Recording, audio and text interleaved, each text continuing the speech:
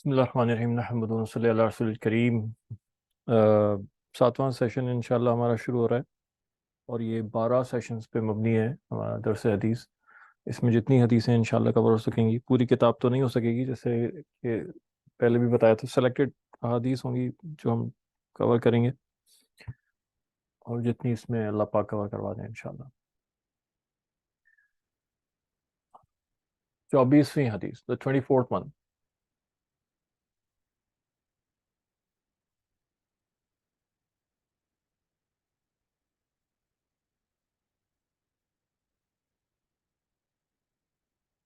وحسن السؤال نصف العلم، اچھا سوال آدھا علم ہے۔ نبی پاک صلی اللہ علیہ وسلم نے اس میں فرمایا، کسی بھی علمی مسئلے کے اندر کوئی بھی سوال بہت سوچ سمجھ کے اچھا سوال کرنا، یہ اپنے شک کو دور کرنا۔ سوال جو ہوتا ہے وہ آ، ایک بحث کے یا علمی نکات کو کھولنے کے لیے ہوتا ہے، اور انسان اپنا شک دور کرتا ہے، اپنے اندر تردد ہوتا ہے، کنفیوژنس ہوتے ہیں، اس کو دور کرنے کے لیے سوال کرتا ہے۔ تو اگر وہ سوال اچھی نیت سے کیا گیا ہے، ٹھیک ہے، اور وہ سوال عقل مندانہ سوال ہے، تو وہ سوال آدھا علم قرار دیا گیا۔ تو اب اس میں دو چیزیں ہو گئیں، ہر سوال آدھا علم نہیں ہوگا، اچھا سوال، ٹھیک ہے، اس کو یہ اس کو ہم بجائے اس کے ہم اس کو لکھتے ہیں اچھا سوال۔ تو اچھا سوال کیا ہے؟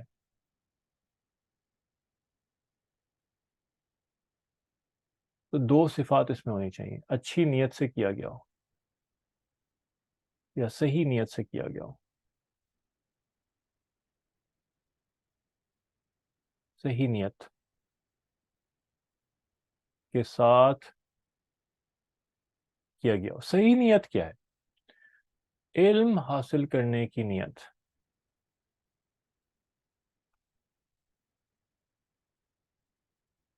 ٹھیک ہے، یا اشکال دور کرنے کی نیت۔ اشکال کہتے ہیں کنفیوژنس۔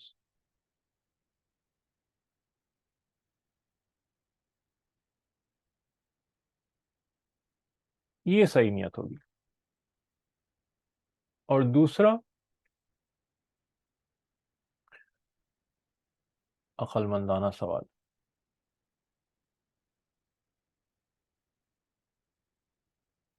جسے ہم کہیں گے انٹلیکچوئل۔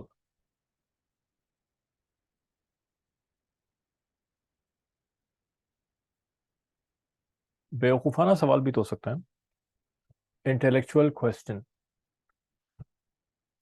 بہت سے سوال ایسے ہوتے ہیں جو حقیقتاً سوال نہیں ہوتے، بلکہ سوال کی شکل کے اندر تنقید ہوتے ہیں۔ کرٹیسائز کرنے کے لیے سوال کرتا ہے آدمی، اور کرٹک جو ہوتا ہے نا، تنقید نگار، اس کی نیت علم حاصل کرنا نہیں ہوتی، کیونکہ وہ پہلے سے اپنے آپ کو عالم سمجھتا ہے۔ کسی بھی شعبے کے اندر وہ سمجھتا ہے پہلے سے مجھے آتا ہے، کیونکہ تنقید وہی کرتا ہے جو سمجھتا ہے مجھے زیادہ آتا ہے دوسرے سے، تو وہ تنقید کرتا ہے۔ وہ اسٹوڈنٹ نہیں ہوتا، وہ طالب علم نہیں ہوتا، اس کا مقصد علم حاصل کرنا نہیں ہوتا، اس کا مقصد تو سامنے والے کو یا تو اس کی تذلیل ہوتا ہے، یا اس کو اس کی غلطی کو ٹھیک کرنا ہوتا ہے۔ وہ سمجھتا ہے یہ غلط ہے، میں زیادہ جانتا ہوں، یہ کم جانتا ہے مجھ سے۔ شکل اس کی سوال کی سی ہوتی ہے۔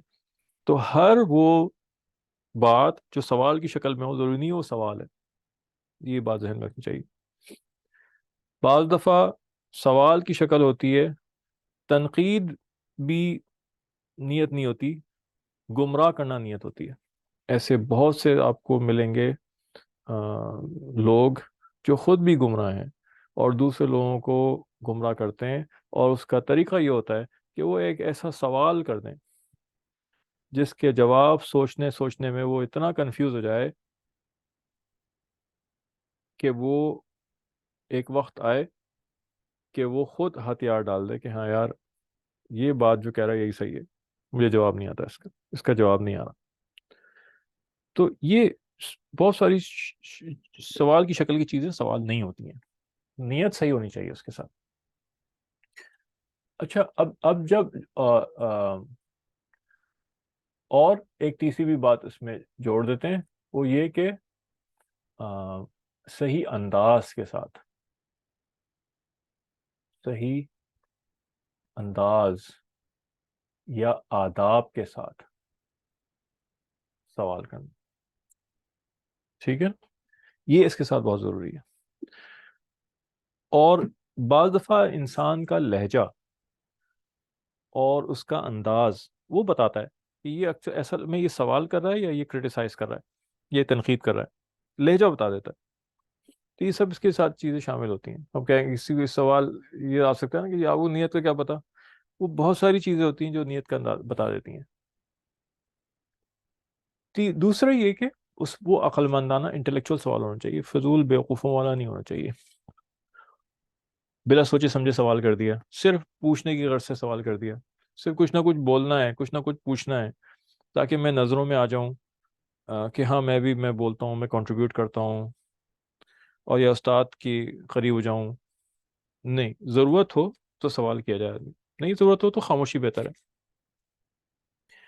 امام ملا علی قاری رحمۃ اللہ علیہ بہت بڑے علماء میں سے تھے، انہوں نے حضرت امام ابو یوسف رحمۃ اللہ علیہ کا ایک واقعہ لکھا۔ امام ابو یوسف رحمۃ اللہ علیہ حضرت امام ابو حنیفہ رحمۃ اللہ علیہ کے خاص شاگردوں میں سے، تو دو شاگرد حضرت امام ابو حنیفہ رحمۃ اللہ علیہ کے بہت مشہور ہیں، جن حضرت امام ابو یوسف رحمۃ اللہ علیہ جو بعد میں چیف جسٹس بھی بنے، اور قاضی القضات، اور امام محمد بن حسن شیبانی رحمۃ اللہ علیہ۔ ان دونوں کے بارے میں یہ تک کہا جاتا ہے کہ اگر یہ نہ ہوتے تو امام ابو حنیفہ بھی نہ ہوتے، یعنی کہ امام ابو حنیفہ کا علم آگے نہ پہنچ پاتا۔ تو شاگرد ہوتے ہیں اچھے جو کسی استاد کو مل جائیں تو وہ اس استاد کے علم کو آگے پھیلانے کا ذریعہ بن جاتے ہیں۔ تو جتنی بھی بڑی بڑی کتابیں لکھی گئی ہیں وہ حضرت امام ابو یوسف رحمۃ اللہ علیہ اور حضرت امام محمد بن شیبانی حسن شیبانی رحمۃ اللہ علیہ، ان کی لکھی ہوئی کتابیں ہیں، اور ان سے ہمیں یہ سارا امام ابو حنیفہ کا علم منتقل ہوا ہے۔ تو بہت صاحب علم، دونوں حضرات بہت صاحب علم تھے۔ تو اور کیا کہتے ہیں، امام مالک حضرت امام ابو حنیفہ رحمۃ اللہ علیہ کے کنٹمپریری تھے، ہم عصر تھے، ان کے ساتھ کچھ وقت ملا۔ امام ابو حنیفہ رحمۃ اللہ تابعین میں سے تھے، امام مالک تبع تابعین میں سے، بعد والوں میں سے تھے، یعنی کہ امام مالک رحمۃ اللہ علیہ نے صحابہ کی زیارت نہیں کی، حضرت امام ابو حنیفہ رحمۃ اللہ علیہ نے صحابہ کی زیارت کی، تو تابعی کے ہوئے۔ ان کے شاگرد امام ابو یوسف، امام حسن، امام محمد، امام محمد کے شاگردوں میں امام شافعی رحمۃ اللہ علیہ، امام شافعی کے شاگرد امام حنبل، تو یہ چاروں ائمہ کی یہ ترتیب آ گئی۔ تو مولا علی قاری امام ابو یوسف رحمۃ اللہ علیہ کا ایک واقعہ نقل کرتے ہیں کہ ایک ان کی مجلس ہوتی تھی، درس ہوتا تھا، اس میں ایک شاگرد خاموش ہر وقت بیٹھا رہتا تھا۔ تو امام صاحب نے اس سے کہا، کہ امام یوسف رحمۃ اللہ علیہ نے، کہ تم کیوں نہیں خاموش بیٹھتے ہو، تم کیوں خاموش بیٹھے رہتے ہو، تم بھی سوال پوچھا کرو۔ تو ایک دن جب امام ابو یوسف رحمۃ اللہ علیہ روزے کے بارے میں بیان کر رہے تھے کہ جی روزہ جو ہے اس کا وقت ہے صبح صادق سے لے کے غروب شمس، غروب آفتاب تک، تو اس پر وہ طالب علم نے ایک سوال کیا، اس نے کہا بولتے رہتے ہیں سوال کرو سوال کرو، چلو سوال کرتے ہیں۔ تو اس نے سوال کیا، حضرت اگر سورج غروب ہی نہ ہو تو پھر کیا کریں؟ تو امام ابو یوسف رحمۃ اللہ نے فرمایا، وَإِنَّ سُكُوتَكَ خَيْرٌ مِّن كَلَامِكَ، تم تو خاموشی رہو، تمہاری خاموشی تمہارے بولنے سے زیادہ بہتر ہے۔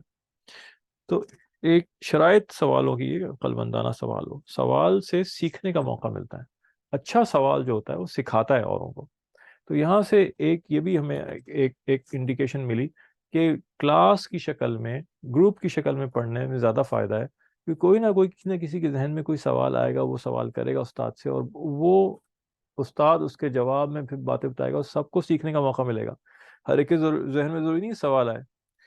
تو بعض شاگردوں کا سوال اتنا اچھا ہوتا ہے کہ اس سے استاد کو ایک بات کرنے کی کا رخ مل جاتا ہے، اور پھر علوم اور فنون کھولتا ہے، اور پھر سب اس سے سیراب ہوتے ہیں، سب اس سے فیضیاب ہوتے ہیں۔ تو ایک حدیث شریف بھی ہے جس کے اندر جس کے بہت سارے نام ہیں، حدیث جبرائیل اس کو کہتے ہیں، بڑا مشہور نام اس کا حدیث جبرائیل ہے، یہ بہت سارے لوگوں نے سنی بھی ہوگی۔ حدیث کے نام جو ہیں یہ محدثین نے اپنی طرف سے رکھے ہوتے ہیں، ان میں کوئی خاص واقعہ پیش آیا ہوتا ہے اس کے نام پہ رکھ لیتے ہیں، اور حدیث اس کے نام سے مشہور ہو جاتی ہے۔ جیسے ایک حدیث شریف میں نبی پاک صلی اللہ علیہ وسلم جنات کو دعوت دینے کے لیے تشریف لے گئے، رات کا وقت تھا، تو اس کا نام حدیث الجن ہو گیا۔ ٹھیک ہے۔ اسی طرح سے یہ والی حدیث جو میں بیان کر رہا ہوں ابھی، حدیث جبریل کے نام سے مشہور ہے، اور بھی اس کے بہت سارے نام ہیں، محدثین نے رکھے ہیں، ام السنہ وغیرہ وغیرہ۔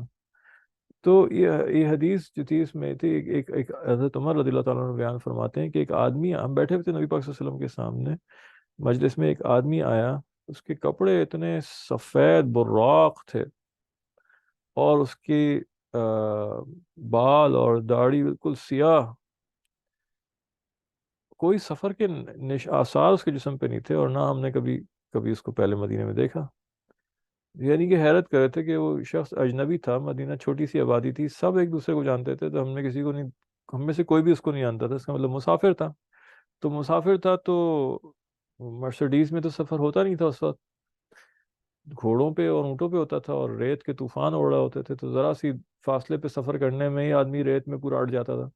تو داڑھی اور بال بھی ریت میں اٹے ہوئے ہوں، اور کپڑے بھی ریت گرد آلود ہوں، لیکن کچھ بھی نہیں تھا، ایسا لگتا تھا بس ابھی گھر سے نکل کے آئے، صاف ستھرا ہو کے۔ تو وہ آ کے بیٹھ گیا آپ سے کے پاس، اور گھٹنے سے گھٹنے ملا کے بیٹھ گیا، اور آپ سے سوال کرنا شروع کر دیا، وسلم اخبرنی عن الاسلام، مجھے اسلام بتائیں، اسلام کیا ہے؟ آپ نے بتا دیا، اسلام یہ ہے کہ جی تم نماز پڑھو، زکوٰۃ، روزے رکھو، زکوٰۃ دو، حج دو، وغیرہ وغیرہ۔ پھر کہتا ہے آپ نے بالکل ٹھیک کہا۔ تو حضرت عمر رضی اللہ عنہ فرماتے ہیں کہ ہم میں حیران ہوگی، کیسا عجیب آدمی ہے، خود ہی سوال کرتا ہے اور خود ہی آپ صلی اللہ علیہ وسلم کی تصدیق کرتا ہے کہ ہاں آپ نے صحیح فرمایا۔ یعنی کہ سوال کرنے والا سوال اس وقت کرتا ہے اور اس چیز کا کرتا ہے جس کے بارے میں اسے پتہ نہ ہو، کہ جس کے بارے میں اسے کنفیوژن ہو۔ تو جب اسے معلوم نہیں ہے تو وہ کیسے تصدیق کر سکتا ہے کہ ہاں جواب صحیح ہے؟ تو استاد سمجھ کے، بڑا سمجھ کے جو جواب دے گا اس کو لے لے گا کہ ہاں ٹھیک ہے یہی جواب ہوگا اس کا، لیکن اس کی تصدیق نہیں کر سکتا وہ۔ تو وہ بڑے حیران ہوئے، کیسا آدمی ہے، سوال بھی خود ہی کرتا ہے اور پھر آپ صلی اللہ علیہ وسلم کی تصدیق بھی کرتا ہے۔ پھر انہوں نے پوچھا اخبرنی عن الایمان، آپ صلی اللہ علیہ وسلم بتائیں مجھے ایمان کیا ہے؟ پھر آپ نے بتایا ایمان یہ کہ تم اللہ پہ یقین رکھو، فرشتوں پہ، کتابوں پہ، قیامت کے دن پہ، مرنے کے بعد اٹھنے پہ، وغیرہ وغیرہ وغیرہ، تقدیر پہ۔ پھر کہتا ہے آپ بالکل صحیح کہتے ہیں آپ، پھر آپ وہ حیران ہوئے بڑے۔ پھر کہتا ہے اخبرنی عن الاحسان، ایکسلنس مجھے بتائیں کیا احسان کا درجہ کہتے ہیں؟ ان تعبد اللہ کانک تراہ فإن لم تکن تراہ فإنہ یراک۔ پھر آپ نے فرمایا احسان درجہ یہ ہے کہ تم ایسے اللہ کی عبادت کرو جیسے تم اللہ کو دیکھ رہے ہو، اور اگر یہ تصور نہیں کر سکتے تو یہ جانو کہ اللہ تمہیں دیکھ ہی رہا ہے۔ پھر کہنے لگا کہ مجھے بتائیں قیامت کب آئے گی؟ آپ نے کہا مجھے تو نہیں معلوم، کسی کو بھی نہیں پتا۔ اچھا مجھے بتائیں قیامت کی نشانیاں کیا ہیں؟ تو پھر آپ نے قیامت کی نشانیاں بیان کرنی شروع کی کہ غریب چرواہے بڑی اونچی، اتنا پیسہ آ جائے گا، اونچی اونچی عمارتیں بنائیں گے، اور اولاد نافرمان ہوگی والدین کی، خاص طور پہ بیٹی کا ذکر کیا کہ بیٹی جو ہے وہ حکم چلائے گی ماں کے اوپر، یہ قیامت کی نشانیوں میں بیان کیا۔ اچھا اس کے بعد چلا گیا اٹھ کے۔ پھر کچھ وقت گزرا، پھر اللہ کے نبی صلی اللہ علیہ وسلم پوچھتے ہیں حضرت عمر تمہیں پتہ بھی ہے کون تھا؟ تو عمر رضی اللہ عنہ نے فرمایا آپ جانے یا اللہ جانے، اللہ جانے یا آپ جانے، اللہ کے رسول جانے۔ تو اللہ کے رسول فرماتے ہیں یہ جبرائیل تھے بھائی، اور یہ تمہیں تمہارا دین سکھانے کے لیے آئے تھے۔ علماء اس میں بیان کرتے ہیں کہ حضرت جبرائیل نے تو کچھ نہیں سکھایا، سکھایا تو نبی پاک صلی اللہ علیہ وسلم نے تھا۔ ساری تفصیل کہ اسلام کیا ہے نبی پاک صلی اللہ علیہ وسلم نے بیان کی، ایمان کیا ہے نبی پاک صلی اللہ علیہ وسلم نے بیان کی، احسان کیا ہے نبی پاک صلی اللہ علیہ وسلم نے بیان کی، قیامت کی نشانیاں کیا ہے نبی پاک صلی اللہ علیہ وسلم نے بیان کی۔ حضرت جبرائیل علیہ السلام نے تو صرف سوال کیے تھے بس، اور اس پہ آپ صلی اللہ علیہ وسلم نے سارا کریڈٹ ان کو دے دیا کہ یہ جبرائیل تھے، تمہیں تمہارا دین سکھانے آئے تھے۔ تو یہ اس حدیث شریف حسن السؤال نصف العلم کی تفسیر کہ اچھا سوال آدھا علم ہے، کہ آدھا علم تو اس نے دے دیا کہ اس نے وہ موضوع چھیڑ دیا، وہ بات نکال دی کہ جس کے اوپر جب استاد بیان کرے گا تو بقیہ آدھا علم استاد دے گا، سارا اس کا بیان۔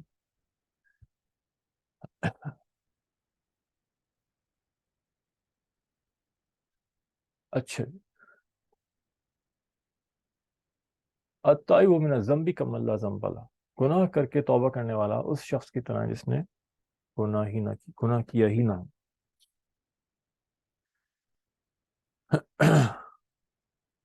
ذنب اس کی جمع ذنوب، یہ گناہ کو کہتے ہیں۔ تو سب سے پہلے تو ہم یہ سمجھیں کہ استغفار میں اور توبہ میں کیا فرق ہے۔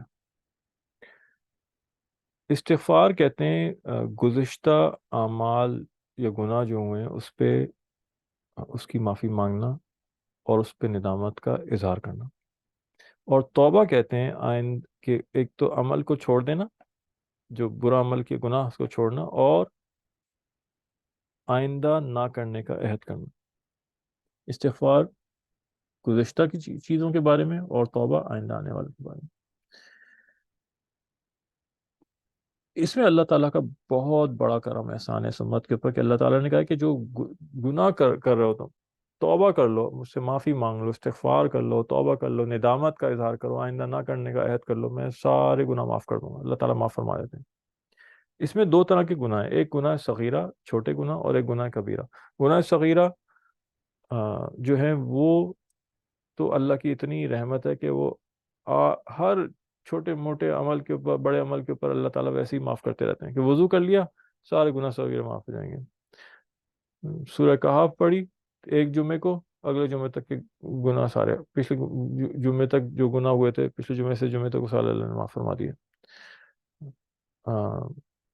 تو ذرا ذرا سی چیزوں کے اوپر اللہ تعالیٰ گناہ معاف صغیرہ گناہ معاف ہو رہے ہوتے ہیں، اور کبیرہ گناہ جو ہے ان کے بارے میں علماء نے فرمایا کہ وہ توبہ کیے بغیر معاف نہیں ہوتے، یعنی کہ آپ کو ایکسپلیسٹلی ایکسکلوسیولی توبہ اللہ سے کرنی ہوگی کہ اللہ میں گناہ یا تو گناہ کا نام لے کے بھی آپ کر سکتے ہیں، اللہ یہ مجھ سے یہ گناہ ہوا مجھے معاف فرما دیں اور میں توبہ کرتا ہوں، میں آئندہ نہیں کروں گا یا کروں گی، یا پھر اللہ تعالیٰ سے عمومی انداز میں کہ اللہ جو مجھ سے گناہ ہوئے ہیں میرے ذہن میں ہیں یا نہیں، جان کے کیے ہیں یا غلطی سے ہوئے ہیں، جو آپ جانتے ہیں میں نہیں جانتا، اس ماضی میں ہوئے ہو رہے ہیں آئندہ ہوئے، سب مجھے معاف کر دیں، میں توبہ کرتا ہوں۔ تو یہ توبہ کے کلمات اللہ تعالیٰ فرماتے ہیں، اللہ تعالیٰ وائپ آؤٹ کر دیتے ہیں سارے علم، سارے گناہ، حساب کی نامہ اعمال میں سے نکال دیتے ہیں۔ ہمارے حضرت فرماتے ہیں مفتی نوال الرحمن صاحب دامت برکاتہ کہ اللہ کا یہ اتنا احسان کا معاملہ ہے اس امت کی، جب امتی توبہ کرتا ہے اللہ سے تو اللہ پاک نہ صرف گناہ معاف کر دیتے ہیں بلکہ اللہ پاک نامہ اعمال سے اس کو مٹا دیتے ہیں، کہ قیامت کے دن جب نامہ اعمال کھلے گا اور بیان ہوگا کہ کیا کیا کیا، تو اس بندے کو شرمندگی نہ اٹھانی پڑے لوگوں کے سامنے کہ اچھا مجھ سے اچھا اس سے یہ بھی ہو، یہ بھی ہوا ہے، معاف کر دیا لیکن یہ ہوا تو ہے۔ تو اللہ اس کو شرمندگی سے بچانے کے لیے اس کے نامہ اعمال میں سے اس گناہ کو مٹا دیتے ہیں۔ پھر اور آگے کی بیان کی حضرت نے بات کہ اب لسٹ میں تو گناہ ہے نہیں، وہ تو جب قیامت کے دن پڑھی جائے گی فہرست تو پڑھا نہیں جائے گا وہ، لیکن جو پڑھ رہا ہوگا فرشتہ وہ تو سوچے گا کہ یہ یہاں پہ بیچ میں لسٹ میں سے ایک جگہ خالی ہے، یہاں پہ کچھ تھا جو مٹایا گیا ہے، تو اس کو تو اندازہ ہوگا کہ کوئی گناہ تھا جو مٹا ہے یا کوئی چیز ایسی جو ہے مٹی ہے، تو اس اس سے بھی چھپانے کے لیے وہ ستار العیوب ہے اللہ کی ذات، تو اللہ اس خالی جگہ کے اوپر نیکی لکھ دیتے ہیں۔ یہ اللہ کی شان کریمی ہے کہ گناہ کیا تھا، توبہ کر لی، وہ معاف کر دیا اللہ نے، اس گناہ کو نامہ اعمال سے پہلے تو معاف کیا، اس کی سزا ختم ہو گئی، پھر اس کو مٹایا نامہ اعمال میں سے، اور پھر اس مٹائی ہوئی جگہ کو بھرنے کے لیے اللہ نے اس کی جگہ نیکی رکھ دی، تو توبہ خود ایک نیکی ہے۔ پھر حضرت فرماتے ہیں ہمارے کہ جب کوئی گناہ کرو فوراً اس کے بعد ایک نیکی کر لو، کیونکہ قیامت کے دن اعمال تلیں گے، گناہ اور نیکی تلیں گے، تو اگر ہمارے گناہ ہو رہے ہیں تو ساتھ میں اس کے ساتھ کوئی نیکی بھی ہو تاکہ وہ نیکی کا پلڑا بھی بھاری ہو جائے۔ تو ایک تو توبہ خود ایک نیکی ہے، پھر استغفر اللہ کے کلمات، استغفار کی کلمات یہ نیکی ہیں، لا الہ الا اللہ کی کثرت کی جائے، اور اللہ کے نام اسماء ان کی کثرت کی جائے، درود شریف پڑھا جائے، کوئی اور نیکی کے کام کر لیے جائیں، سب سے آسان تو یہ کہ یہ کلمات پڑھ لیے جائیں، ان کی تسبیحات پڑھ لی جائیں. تو یہ بہت آسان نیکی ہیں. اور اس گناہ کی وجہ سے جو نحوست آئی اور گناہ کے پلڑے میں کے وزن میں جو اضافہ ہوا، وہ یہ کلمات نیکی جو ہیں یہ نیکی کے پلڑے میں اضافہ کر دیں گے. اچھا جی.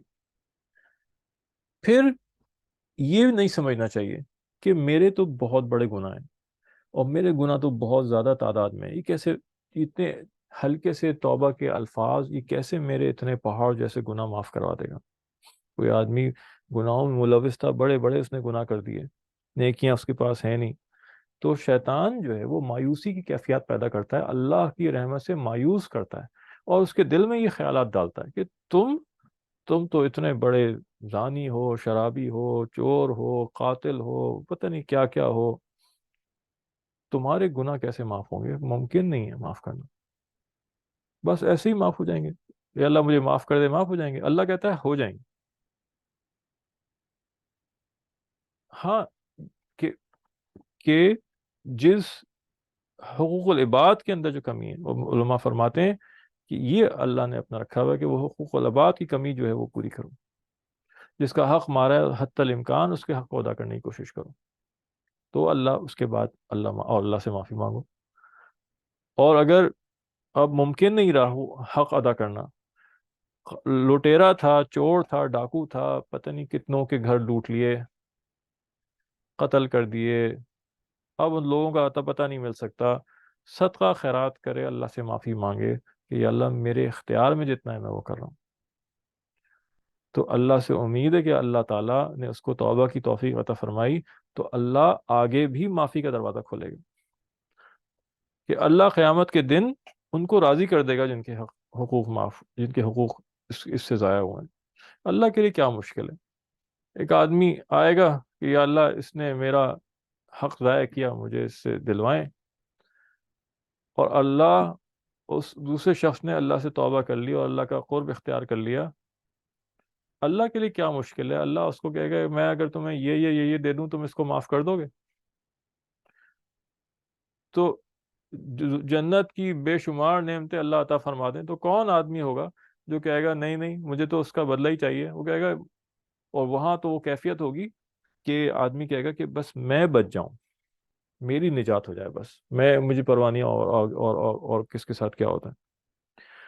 تو اللہ جس کو بخشنے پہ آ جائے، اللہ اس کے بدلے میں اللہ اس کے حقوق ادا فرما دے گا. تو یہ اللہ سے یہ معاملہ رکھنا چاہیے.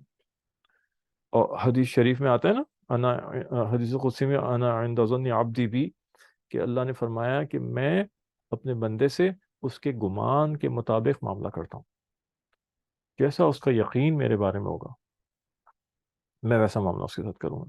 تو سے تعلق اللہ کے بارے میں یقین، اللہ کے بارے میں گمان بہت اونچا ہونا چاہیے. ہم لوگ دعا بھی مانگتے ہیں تو اپنی کیپیسٹی اور کیپیبلٹی کو سوچتے ہوئے مانگتے ہیں. نہیں، اللہ سے دعا اللہ کے مطابق مانگنی چاہیے کہ وہ ہر چیز دے سکتا ہے، کوئی چیز اللہ کے لیے ناممکن نہیں ہے. تو یہ معاملہ ہونا چاہیے.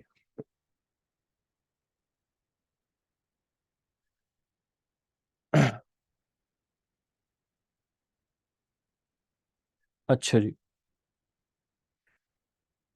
تو مولانا منظور احمد نعمانی صاحب فرماتے ہیں رحمۃ اللہ علیہ کی اس حدیث کے بارے میں کہ توبہ کرنے سے بندہ اللہ کا محبوب بن جاتا ہے. تو یہ اللہ کی محبوبیت کا راستہ ہے. اچھا جی.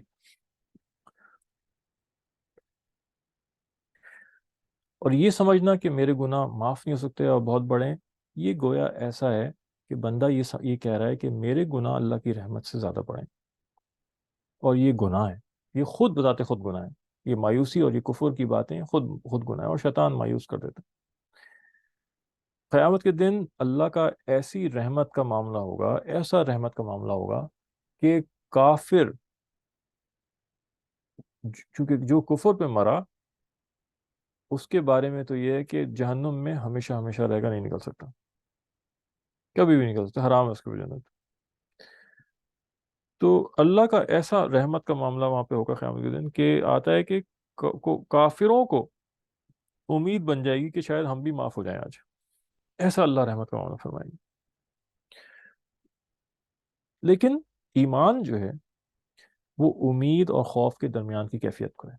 آدمی اتنی امید میں نہ آئے کہ بے خوف ہو جائے اور جو دل چاہے کرتا رہے، کیونکہ جہاں اللہ نے معافی کا معاملہ فرمایا ہے وہیں اللہ نے پکڑ اور سزا کا معاملہ بھی فرمایا ہے۔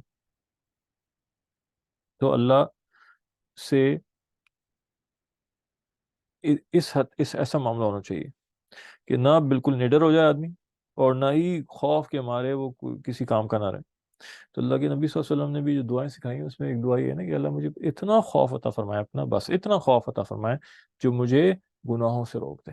ضرورت سے زیادہ خوف جو ہے وہ بھی انسان کو اعمال سے روک دیتا ہے، معطل ہو جاتے ہیں اعمال۔ الکیس من طان نفسه وعمل لما بعد الموت، والعاجز من اتبع نفسه هواها وتمنى على الله۔ بہت ہی پیاری، بہت ہی زبردست حدیث شریف ہے کہ عقل مند، آپ صلی اللہ علیہ وسلم بیان کر رہے ہیں کہ بھئی انٹلیکچوئل آدمی کون ہے، عقل مند کون ہے۔ دنیا نے اپنے اپنے معیار بنائے ہیں عقل مندی کے۔ ہم، جو ایجادیں کر دے اس کو کہتے ہیں یہ عقل مند ہے، جو بزنس بہت بڑا سیٹ اپ کر دے اور امیر بن جائے تو یہ عقل مند ہے، جو پلاننگ آگے کی بہت اچھی کر رہا ہوتا ہے اس کو عقل مند، تو اور باقیوں کو کم عقل مند یا بیوقوف، تو یہ دنیا کا معیار ہے۔ نبی پاک صلی اللہ علیہ وسلم فرما رہے ہیں کہ نہیں، اللہ کے نزدیک کون عقل مند ہے اور اللہ کے نزدیک کون بیوقوف ہے۔ عاجز کہتے ہیں، عاجز کا ویسے تو مطلب وہ ہے کہ جو قدرت نہ رکھنے والا، لیکن یہاں پہ اس کا مطلب نادان اور بیوقوف ہے۔ تو فرماتے ہیں کہ الکیس، انٹیلیجنٹ آدمی وہ ہے، من دان نفسہ، جس نے جو اپنے نفس کو چیک کرتا رہا۔ ٹھیک ہے، اس کے اصل مطلب یہاں پر جو ہے وہ ہے چیک کرنا۔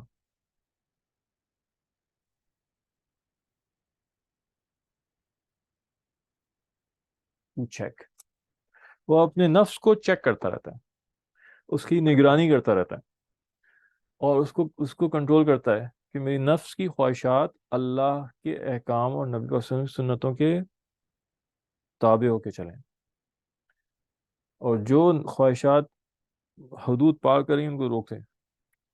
تو کہا یہ عقل مندی کی نشانی ہے۔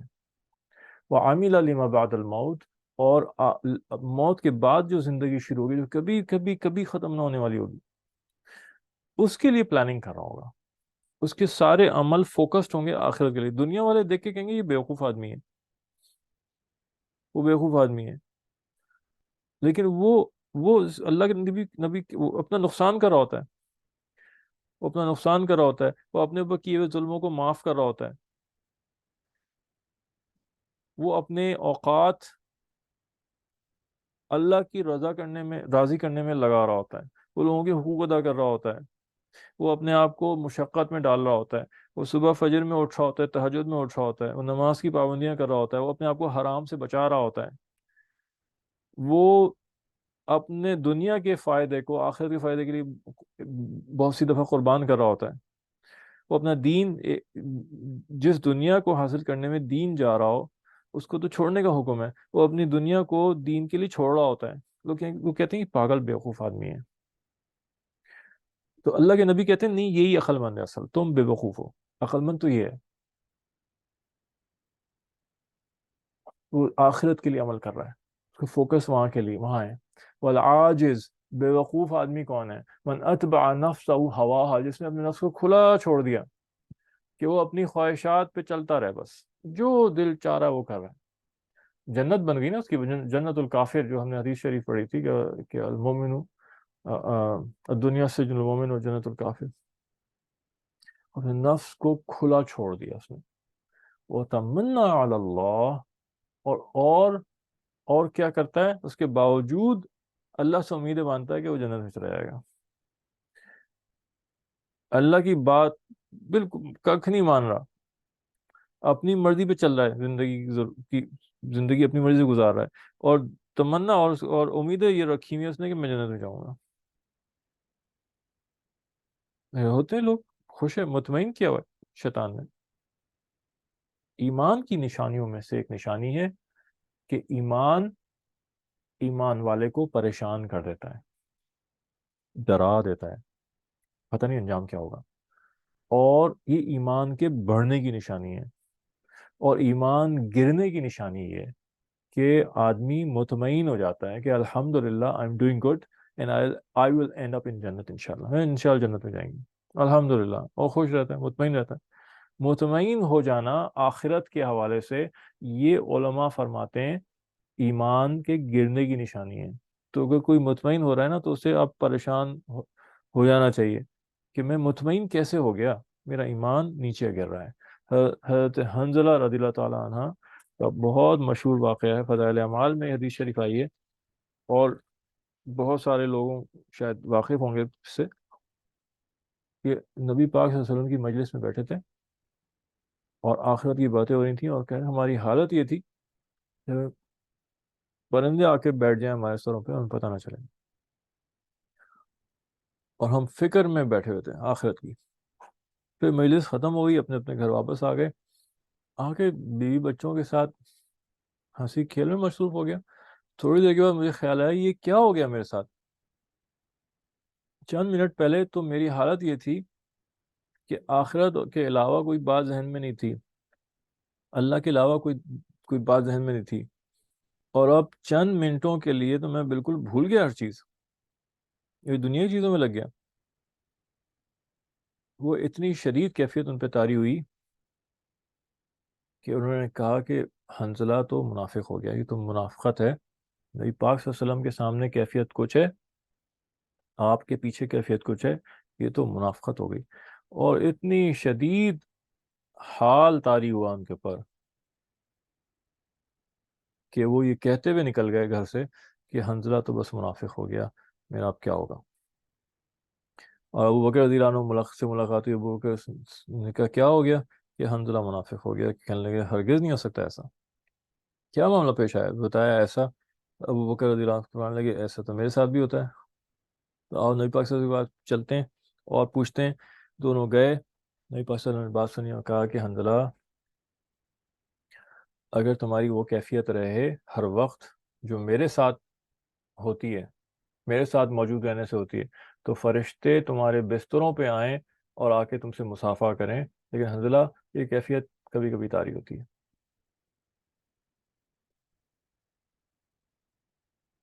تو ایمان کی اس سے اخذ کیا، ایک نہیں کہ کتنے صحابہ سے یہ باتیں ثابت ہیں۔ حضرت سعد بن ابی وقاص رضی اللہ تعالیٰ عنہ کے بارے میں بخاری شریف کی بڑی لمبی حدیث ہے کہ وہ اپنے بستر مرگ پہ تھے، ان کا موت کا وقت قریب تھا، اور لیٹے ہوئے تھے اور رو رہے تھے زار و قطار، اور ان کا بیٹا آ کے ان کے پاس بیٹھ گیا اور کہا، اب تسلیاں دے رہا ہے کہ آپ کیوں رو رہے ہیں، آپ تو نبی پاک صلی اللہ علیہ وسلم کے ساتھ فلاں فلاں جہاد میں رہے اور اس سفر میں رہے، اور آپ کے بارے میں تو یہ باتیں ہیں، اور آپ تو اتنے عشرہ مبشرہ میں سے اور یہ اور وہ، بس روئے جا رہے ہیں، کہہ رہے ہیں کہ ایک زمانہ مجھ پہ ایسا آیا کہ اسلام سے زیادہ بری چیز کوئی نہیں تھی میرے نزدیک، اور نبی پاک صلی اللہ علیہ وسلم سے زیادہ نفرت کسی سے نہیں تھی، یعنی کفر کا زمانہ۔ اگر اس وقت مر گیا ہوتا تو یقیناً اور یقیناً جہنم میں جاتا۔ پھر ایک زمانہ ایسا آیا کہ نبی پاک صلی اللہ علیہ وسلم سے زیادہ محبوب کوئی شخص نہیں تھا، اور اسلام سے زیادہ محبوب کچھ نہیں تھا، اور نبی پاک صلی اللہ علیہ وسلم کا ساتھ تھا۔ اس وقت اگر موت ہو جاتی تو مجھے امید ہوتی کہ میں جنت میں جاتا، اور آپ نبی پاک صلی اللہ علیہ وسلم کے جانے کے بعد ہم پہ ذمہ داریاں ڈالی گئیں اور رسپانسبلٹیز آئیں، اب کچھ نہیں پتہ مجھے کہ میرا کیا ہوگا، پوری کر سکے نہیں کر سکے کیا معاملہ ہوگا، پھر روتے روتے رہے۔ تو یہ حضرت عمر رضی اللہ عنہ کا واقعہ، حضرت عمر رضی اللہ تعالیٰ عنہ حضرت عبد الرحمن بن عوف رضی اللہ تعالیٰ عنہ سے کہنے لگے، عبد الرحمن کیا گمان ہے، کیا خیال ہے قیامت میں کیا ہوگا؟ تو ان کا انشاءاللہ اللہ سے امید ہے اچھے معاملے کی. حضرت حضرت عمر رضی اللہ عنہ پہ اس وقت غلبہ خوف کا تھا، تو فرماتے ہیں کہ عبد الرحمن میرا تو اگر نامہ اعمال اچھے برے نامہ اعمال کے پلڑے برابر برابر ہو جائیں تل جائیں تو میں سمجھوں گا غنیمت ہے. تو یہ کیفیت، حالانکہ حضرت عمر رضی اللہ تعالیٰ عنہ وہ کہ جن کے بارے میں کہا گیا کہ کوئی نبی ہوتا تو عمر ہوتے ہیں، اور جس راستے سے عمر جاتے ہیں اس راستے سے شیطان راستہ چھوڑ دیتا ہے. تو وہ ان کی یہ کیفیت، اور موت کے وقت جس وقت خنجر گھونپا گیا اور جب پتہ چل گیا کہ جی اب نہیں بچ سکتے، تو ان کے بیٹے نے ان کا سر اٹھا کے اپنی گود میں رکھ لیا، کہنے لگے میرے بیٹے میرا سر نیچے رکھ دو کہ عمر بے بسی کے عالم میں اپنا منہ اور اپنا سر ریت میں رگڑے گا، شاید اللہ کو رحم آ جائے میرے حال پہ اور مجھے معاف کر دیں. تو یہ ساری یہ تو تین مثالیں اور مثالیں بھی ہوں گی. تو یہ مثالیں یہ بتاتی ہیں کہ صحابہ جس درجے پہ فائز تھے اس درجے پہ دنیا کا کوئی انسان نہیں آ سکتا. اس کے باوجود ان کی یہ کیفیت تھی کہ ایمان کی نشانی، علماء یہ بیان کرتے ہیں ایمان جب بڑھتا ہے تو ایمان والے کو آخرت کے لیے فکر مند کر دیتا ہے کہ پتہ نہیں میرا کیا ہوگا. ڈھیر سارے اعمال کیے ہوئے ہوتے ہیں، متقی پرہیزگار ہوتا ہے، پہاڑ کے اعمال لے کے آ رہا ہوتا ہے، ذکر اذکار میں وقت گزر رہا ہوتا ہے، معاملات اچھے ہوتے ہیں، سچ بولتا ہے، لوگوں کے حقوق ادا کرتا ہے، عبادتیں کرتا ہے، اس کے باوجود فکر مند ہوتا ہے کہ پتہ نہیں میرا کیا ہوگا. اور یہ ایمان کی بڑھنے کی نشانی ہے. اور جو آدمی مطمئن ہو کے بیٹھ جاتا ہے کہ اس کا ایمان نیچے گر رہا ہے، اس کو فکر مند ہونے کی ضرورت ہے. ہم نے کہا چلو، ہم ملتے تھے ایسے لوگوں کو، ہم تبلیغ میں نکلتے تھے. تو ایک جگہ ہم گئے امریکہ میں، گشت تھا ہمارا. تو ایک کوئی کیا کہتے ہیں تھے کسی ملک کے صاحب، تو ہم نے کھٹکھٹایا، بیل بیل بجائی، دو تین لوگ تھے ہم. تو کسی لڑکے نے دروازہ کھولا ان کے، وہ اندر بلا کے لے آیا ہمیں، لے گیا کہ آئیے آ جائیں. اور اس کے بعد میں ابا کو بلانے لے گیا. وہ ابا جب آئے تو ابا ماڈرن قسم کے تھے بیچارے. ان کو بہت برا لگا، ہمیں بالکل ان کو ایسا لگ رہا تھا کہ وہ داڑھی ٹوپی والے حضرات کو بالکل پسند نہیں کرتے. تو وہ بڑے ناراض ہوئے کہ آپ تو میں تو ابھی پہنچا ہوں، آپ اندر بھی آ گئے اور یہ اور وہ. انہوں نے کہا کہ بیٹا بلا کے لے آیا تھا. بڑے ناراض ہوئے بہرحال وہ. اور یہ کہ تھوڑی بہت بات کی ان سے کہ ہم آئے مسجد کی سے اور یہ وہ. نہیں I am very well connected with the masjid, میں بہت اچھی طرح کنیکٹڈ ہیں اللہ سے اور مسجد سے اور یہ وہ. حالانکہ کبھی ان کو مسجد نہیں دیکھا تھا، مسجد میں نہیں دیکھا. اور مطلب یہ کیفیت اور اس طرح کی بہت ساری مثالیں ملتی ہیں. تو یہ ایمان کو چیک کرنے کی نشانی ہے. تو جھوٹی امیدیں نہ باندھے انسان، یہ بیوقوفی کی علامت اللہ کے نبی صلی اللہ علیہ وسلم نے بیان کی. یہ بیوقوفی کی علامت ہے. کر کچھ نہیں رہا اپنی مرضی سے، پھر بھی امیدیں باندھی ہوئی کہ میں ہو جاؤں گا. اللہ کرنے والا ہے، اللہ معاف کرنے والا بھی، اللہ بہت سے گناہ گاروں کو بھی پہلی دفعہ میں ہی داخل کر دے گا. لیکن اصول اللہ نے یہ بیان نہیں کیا، اور ہم اصول کے پابند ہیں، اصول کے پر چلتے ہیں. المؤمن مألف ولا خیر فی من لا یألف ولا یؤلف. فرمایا کہ مومن محبت کی جگہ ہے، یہ مومن محبت کرنے والا ہے.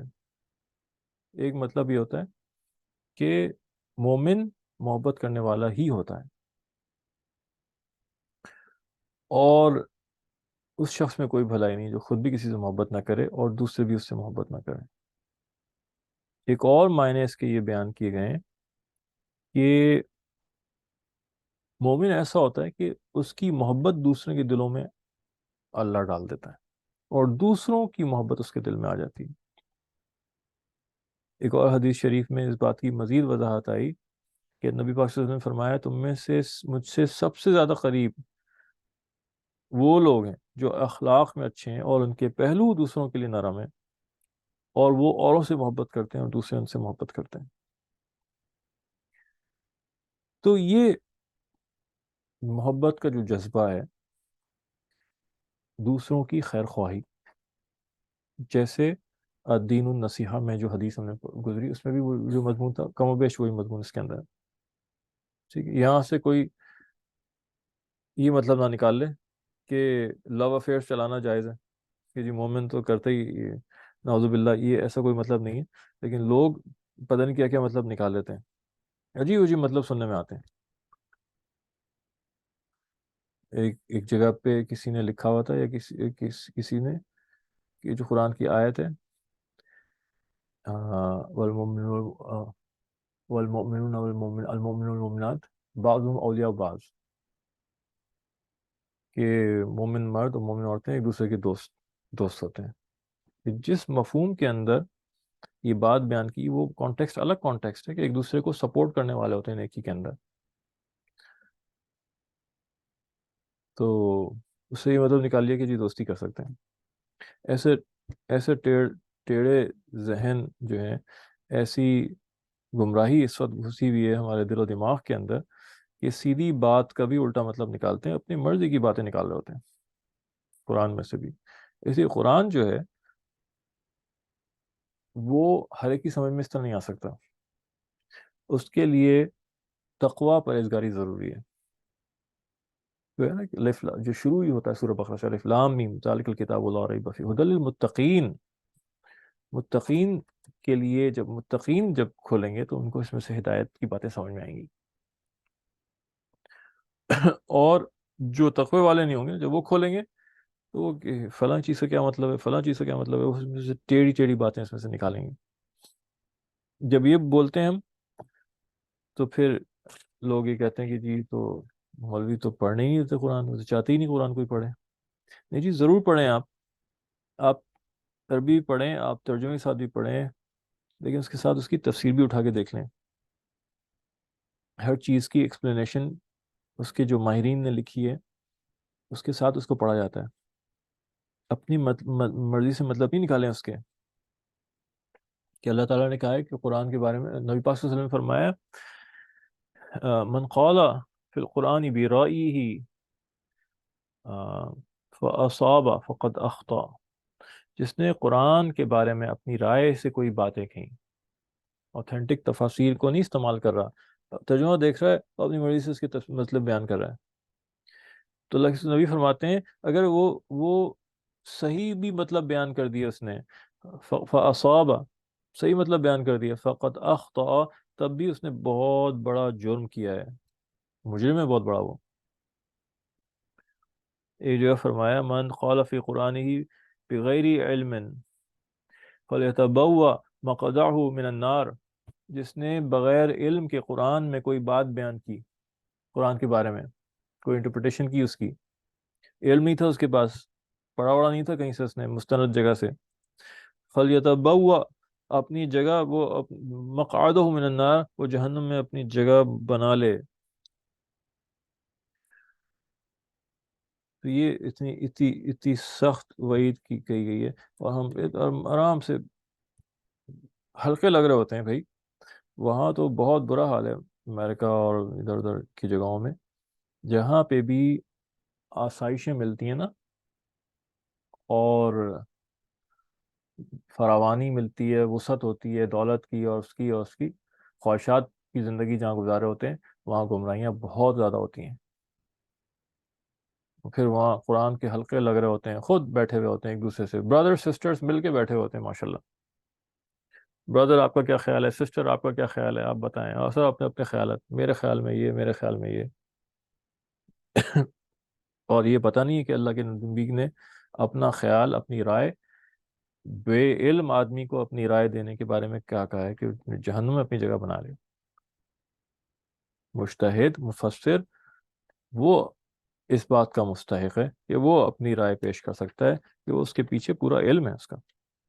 اجتہاد جو ہوتا ہے وہ مجتہد کی رائے ہوتی ہے، اور مجتہد ہی کا حق ہوتا ہے، کوئی اور نہیں کر سکتا. تو اللہ کے نبی پاک صلی اللہ علیہ وسلم، مومن ایک دوسرے سے محبت کرنے والے، ایک دوسرے کے خیر خواہ ہوتے ہیں، اور اچھے اخلاق سے پیش آنے والے ہوتے ہیں، اور محبت کا جذبہ یہی ہوتا ہے کہ دوسرے کے لیے خیر خواہی کی جائے، نفرت نہیں کرتے۔ ہاں، دین کا معاملہ جب آ جائے تو وہاں یہ محبت نہیں ہوتی، اس لیے کہ محبت بھی وہی محبت ہوتی ہے اصل جو اللہ کے لیے کی جائے گی۔ حدیث شریف میں آتا ہے کہ جس نے اللہ اور رسول کے لیے محبت کی اس کے لیے بشارت دی گئی۔ تو اللہ اور رسول کے لیے جو محبت کرے گا تو اس میں دین فوقیت رکھے گا، دین کی فوقیت ہوگی۔ نبی پاک صلی اللہ علیہ وسلم کے سامنے بھی جب ایسی کوئی بات ہوتی جس پہ دین پہ کوئی ضرب پڑتی، آپ صلی اللہ علیہ وسلم غصے سے آپ کا چہرہ لال ہو جاتا، دین کو کبھی نقصان پہنچتا تھا، آپ برداشت نہیں کرتے تھے بالکل بھی۔ تو یہ محبت کوئی محبت نہیں، دین اولین محبت ہے۔ غزوہ بدر کے اندر صحابہ جو لڑے تھے تو مقابل میں مکے کے ہی لوگ تھے جو انہی کے خاندان کے لوگ تھے، اور اس وقت یہ حال تھا کہ باپ مسلمان ہو گیا تو بیٹا نہیں ہوا، بھائی ہو گیا تو بھائی نہیں ہوا، چچا ہو گیا تو بھتیجا نہیں ہوا، اور آپس میں ہی لڑ رہے تھے۔ حضرت ابو بکر صدیق رضی اللہ عنہ تعالیٰ عنہ کے بیٹے اس وقت مسلمان نہیں ہوتے، بعد میں ہو گئے۔ تو بعد میں اپنے ابا سے کہتے ہیں کہ ابا جان، بدر میں 2 دفعہ یا پتہ نہیں کتنی دفعہ آپ میری تلوار کی زد میں آئے، اور میں چاہتا تو آپ کو مار سکتا تھا لیکن میں نے باپ سمجھ کے روک لیا، آپ کو تلوار روک لی۔ حضور کے صلی اللہ علیہ وسلم فرماتے ہیں میرے بیٹے، میری جان، اگر تم میری تلوار کی زد میں آتے تو میں ایک لمحے کے لیے بھی نہ سوچتا، اس لیے کہ اللہ کے لیے کام ہو رہا تھا، وہ محبت ہے ساری اللہ کے لیے۔ ناجائز چیز کے بارے میں کوئی محبت نہیں، ناجائز تعلقات کوئی محبت نہیں۔ دوست کے لیے ناجائز کام کر رہا ہوتا ہے، اسٹوڈنٹس کو دیکھیں، دوست کو چیٹنگ کروا رہا ہوتا ہے، دوست سے کہتا ہے یار مجھے دکھا دو امتحان، وہ چیٹنگ کروا رہا ہوتا ہے۔ یہ محبت ناجائز محبت ہے، وہ محبت جو اللہ کے حکم کو توڑوا دے یہ ناجائز محبت ہے۔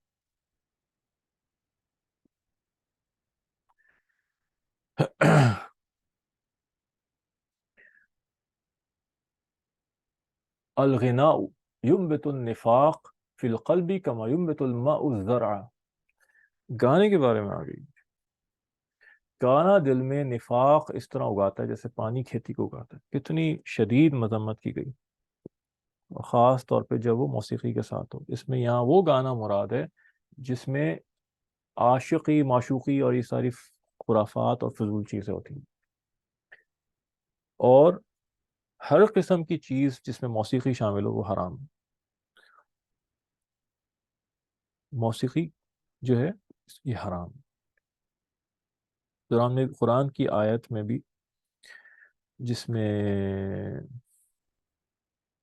لفظ آتا ہے لہو الحدیث، وہ آیت میرے ذہن سے نکل گئی، لیکن اس کے اندر لہو الحدیث کا لفظ آتا ہے، اور اس سے مراد مفسرین سب نے اور صحابہ کرام نے اور عبداللہ ابن عباس جو مفسر اعظم تھے ان کی مراد، انہوں نے بھی فرمایا کہ اس سے مراد لہو لعب کی ساری چیزیں، یعنی کہ ساز، انسٹرومنٹس، باجے گانے سب سننا، یہ سب اس میں شامل ہیں، اور یہ سب گناہ ہے۔ آج یہ بھی تو ایک مسئلہ چل گیا نا، لوگ کہتے ہیں قرآن میں دکھائیں۔ تو ایک صاحب ہیں، نام میں نہیں لے رہا اس لیے کہ نام لینا مجھے عادت نہیں ہے میری، لیکن اصل چیز جو ہے وہ تو میسج ہے، وہ سمجھنا، وہ سمجھ میں آ جائیں گے تو آپ خود فرق کرنے لگیں گے صحیح اور غلط میں، ورنہ نیٹ پہ تو اتنے لوگ ہیں، بعض مشہور ہو گئے ہیں اور ہیں وہ بھی گڑبڑی سارے۔ تو ایک صاحب ہیں جو ہمیشہ ہر چیز میں قرآن کو آگے کرتے ہیں، جی قرآن میں نہیں ہے یہ، اور وہ منکر حدیث میں سے ہیں، اور وہ اکثر حدیثوں کا انکار کر دیتے ہیں، لیکن بہت بہت سی دفعہ واضح انداز میں نہیں کرتے، لیکن وہ اس طرح ان کا انداز ہے کہ جی یہ فلاں چیز کے بارے میں بتائیں، جی قرآن میں یہ نہیں۔ تو بھائی قرآن خالی فقط چیز تھوڑی ہے، قرآن کے ساتھ احادیث نبوی صلی اللہ علیہ وسلم بھی تو ہیں، اور ہر چیز آپ کو قرآن میں نہیں ملے گی۔ نبی پاک صلی اللہ علیہ وسلم شرح کرتے تھے، اس کی تفسیر کرتے تھے قرآن کی، آپ کی سنت، آپ کی احادیث وہ قرآن کی تفاسیر ہیں، اور احکام بیشتر احکام تو حدیث نبوی سے اور سنت نبی صلی اللہ علیہ وسلم سے ملیں. قرآن میں تو بہت بریف ہے. تو ایک ایک صحابی آئے، ایک آدمی آیا، ایک بڑے صحابی کے پاس، فقیر صحابی کے پاس، اور ان سے کہا کہ مجھے یہ کوئی مسئلہ پوچھا. انہوں نے اس کا جواب دے دیا. تو ایک آدمی تھا، کوئی عورت آئی تھی ایسی، انہوں نے جواب دے دیا مسئلہ یہ ہے. اس نے کہا مجھے قرآن سے بتائیں. میں نے کہا میں قرآن میں ہی بتایا ہے، قرآن سے ہی بتایا ہے. کہ نہیں میں تو قرآن میں سارا ڈھونڈ لیا، مجھے تو نہیں ملا یہ. کہ نہیں اگر تم صحیح طرح دیکھتی تو تمہیں پتہ چلتا کہ قرآن میں یہ ہے. قرآن میں اللہ نے فرمایا ہے کہ وما اتاکم الرسول فخذوہ وما نہاکم عنہ فانتہوا، جو تمہیں نبی دیں اس کو لے لو، اور جس سے تمہیں نبی روک دیں وہ اس کو چھوڑ دو. تو نبی پاک صلی اللہ علیہ وسلم کی جتنی احادیث ہیں وہ تو سب قرآن ہی میں سے ہو گئی، کہ اللہ نے قرآن میں کہا ہوا ہے کہ جو نبی تمہیں دیں وہ لے لو. تو نبی پاک صلی اللہ علیہ وسلم سے ہم نے ہی سیکھا ہے، تو یہ اصل میں قرآن ہی سے نکلی ہے. اگر تمہیں دیکھتی اور تمہیں فہم ہوتی قرآن کی تو تمہیں پتہ چل جاتا تمہارا یہ سوال ہی غلط ہے. ہر چیز پھر کیا ہوتی ہے، پھر اکثر مسائل جو پوچھے جاتے ہیں وہ یہ کہہ کے پوچھے جاتے ہیں جی یہ سوال ہے، قرآن اور سنت سے اس کا جواب دیں. تو عجیب بات ہے یار، قرآن اور سنت کے علاوہ بھی کوئی تیسری چیز ہوتی ہے جس سے جواب دی جاتی ہے. جتنے مسائل بیان کیے جاتے ہیں شرعی، وہ سب قرآن و سنت سے ہی ہوتے ہیں. اور جو قرآن و سنت میں نہیں مل رہی چیزیں، وہ چیزیں بھی قرآن و سنت ہی کے میں دیے ہوئے اصولوں سے ان کو مجتہد جو ہے اس کا اجتہاد کرتا ہے. ابو حنیفہ رحمۃ اللہ علیہ نے جو اجتہادات کیے، امام شافعی رحمۃ اللہ علیہ، امام مالک، امام حنبل، یہ چار مجتہدین ہیں، انہوں نے جو اجتہادات کیے سارے قرآن و سنتی سے تو کیے ہیں. اس کے اصول سارے قرآن و سنتی سے تو ملیں گے. لیکن ہر ایک میں تو آپ میں تو سمجھ نہیں ہے اس کی، تو ہم آپ کو کیسے قرآن و سنت سے دلائل بتائیں؟ ہر آدمی میں تو دلائل کو سمجھنے اور سننے کی اور پہچاننے کی اور سمجھنے کی استعداد نہیں ہے. تو یہ باتیں ہوتی ہیں عجیب عجیب. تو یہ مارکیٹ میں آج کل یہ چیزیں چل رہی ہیں.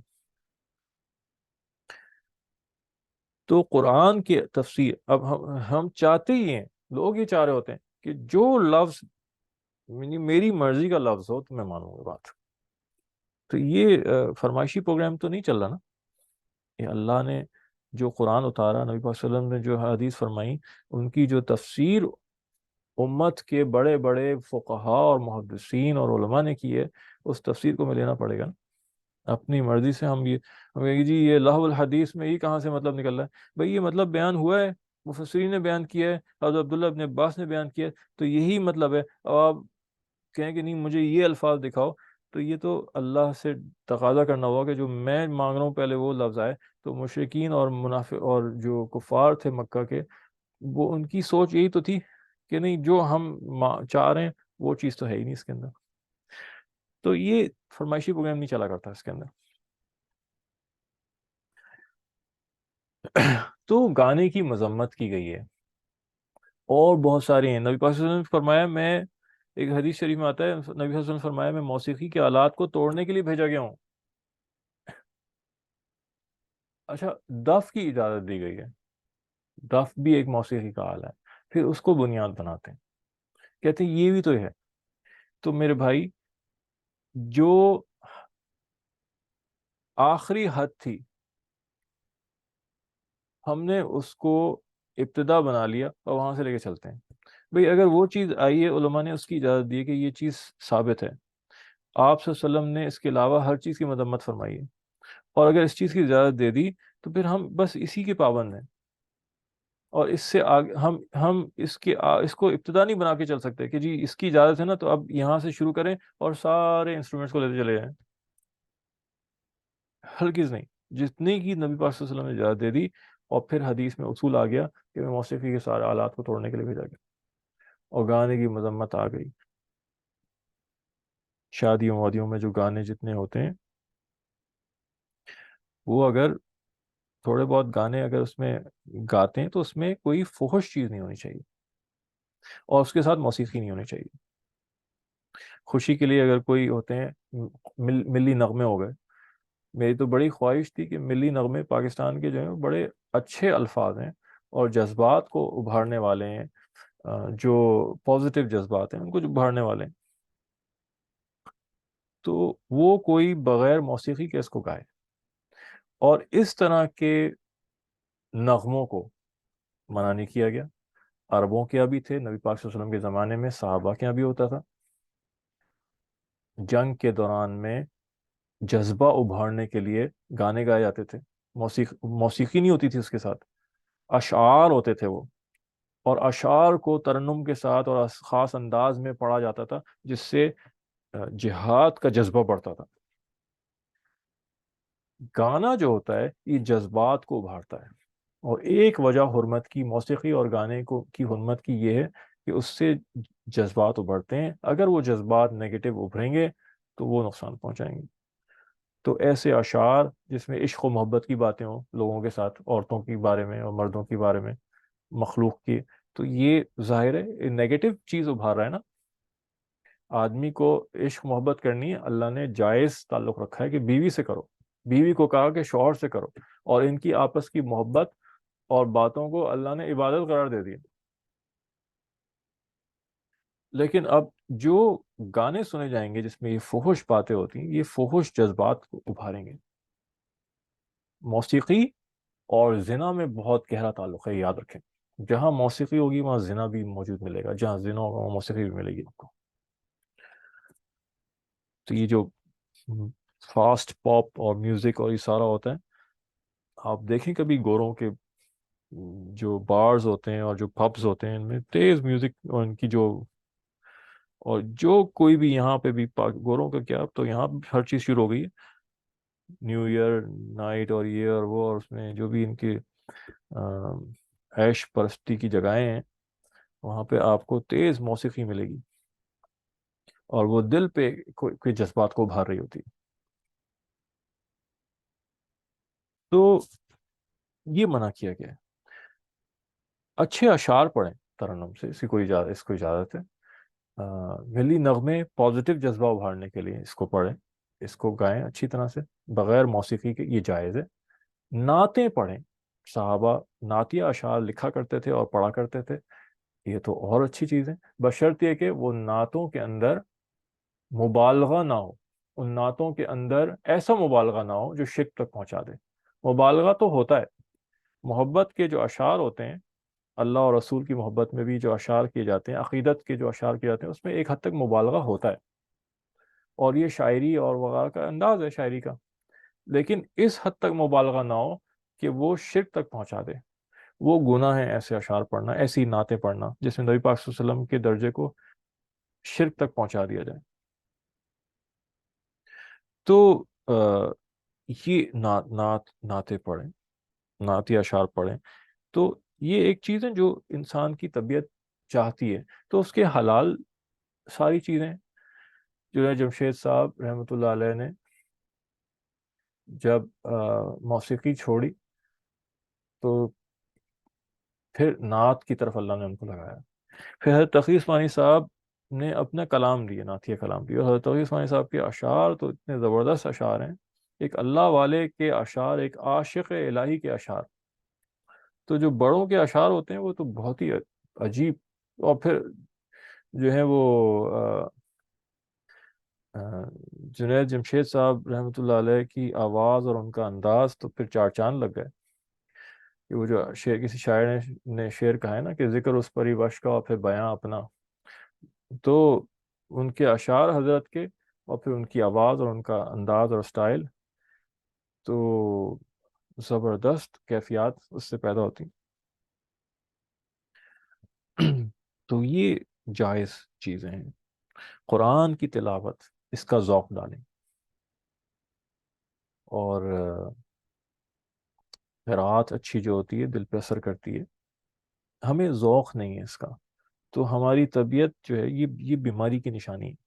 جیسے آم، کوئی کہے کہ کسی کو آپ کہیں کہ آ، آ جاؤ، اس نے بہت دیر سے کھایا کچھ نہ ہو، اور آپ کہیں جی نہاری پکی آ جاؤ، اور گرم گرم نان ہے اس کے ساتھ، وہ کہے جی مجھے تو خواہش ہی نہیں ہو رہی، اور جبکہ اس نے کافی دیر سے کچھ نہیں کھایا ہوا. پھر اور وقت گزر گیا، دن کے بجائے رات ہو گئی، اس نے کھایا ہی نہیں سارے دن، اور بریانی پکی ہے، کہ یا بریانی پکی ہے کہ مجھے تو خواہش ہی نہیں ہو رہی. تو یہ تو نہاری بریانی ایسی چیزیں ہیں کہ کھا کے بھی آتا ہے آدمی، تو خوشبو سے آدمی کچھ نہ کچھ تو کھا ہی لیتا ہے پھر دوبارہ. تو پھر آپ یہی کہیں گے نا کہ یار تم نے دوپہر میں بھی نہیں کھایا، نہاری پکی تھی، رات میں بھی نہیں کھایا، بریانی پکی تھی، تمہارے ساتھ کوئی مسئلہ لگ رہا ہے کہ بیمار ہو. کہ جب نہاری بریانی دیکھ کے تو یار آدمی تڑپ ہی جاتا ہے، تم بیمار لگتے ہو. اسی طرح سے آ، آدمی کا دل ذکر کرنے کو نہ چاہے، نماز پڑھنے کو نہ چاہے، قرآن کی تلاوت کا دل نہ کرے، قرآن سننے کا دل نہ کر رہا ہو، طبیعت نہیں چاہ رہی ہو، اور گناہ کی طرف طبیعت مائل ہو، موسیقی اچھی لگ رہی ہو، تو یہ روح کی بیماری کی نشانی ہے کہ اچھی چیزوں کی طرف رغبت نہیں آ رہی. ہم، اچھی چیزوں کی طرف رغبت نہیں آ رہی، بری چیز کی طرف رغبت جا رہی ہے. یہ گویا ایسا ہے جیسے بریانی اور نہاری سے آدمی کہ نہیں، میرا دل ہی نہیں کر رہا کھانے کو. تو یہ نشانیاں ہیں ساری ایمان کی اور قلب کی، آ، جن پہ ہمیں اپنے آپ کو جانچنا چاہیے، جج کرنا چاہیے. آپ آج کل تو ہر چیز میں موسیقی ہے. بچوں کے گیمز کے اندر بھی تو یہ عادت بچوں کو بھی ڈلوانی چاہیے کہ وہ گیم ان کے جو ہوں اس میں موسیقی بند کرنے کی آپشن ہوتی ہے، وہ اس کو بند کریں فوراً، فوراً اس کو نوٹس دینا چاہیے، فوراً ان کو ٹوکنا چاہیے. اور نہیں ہے تو والیوم بند کروائیں. اور وہ بھی نہیں کچھ ہو سکتا اس کے بغیر نہیں کھیلا جائے تو پھر یہ گیم نہیں کھیلیں گے آپ. کھلونے ایسے نہیں ہونے چاہیے جن میں موسیقی بج رہی ہو. کہ جو چیز کو اللہ کے رسول نے، اللہ نے حرام کر دیا، ہم بچپن سے ہماری ہر چیز، ہمارا ہر فیصلہ، ہر ڈیسیجن اس کے تابع ہونا چاہیے. ہر چیز میں ہم اس بات کا احساس رکھیں کہ بچوں کے لباس، ان میں تصویریں نہ بنی ہوئی ہوں نامناسب قسم کی، شکلیں نہ بنی ہوئی ہوں جس کو منع کیا گیا ہے، ان کے کھلونوں میں موسیقیاں نہ ہوں، ایسے کھلونے لینا بند کر دیں ہم.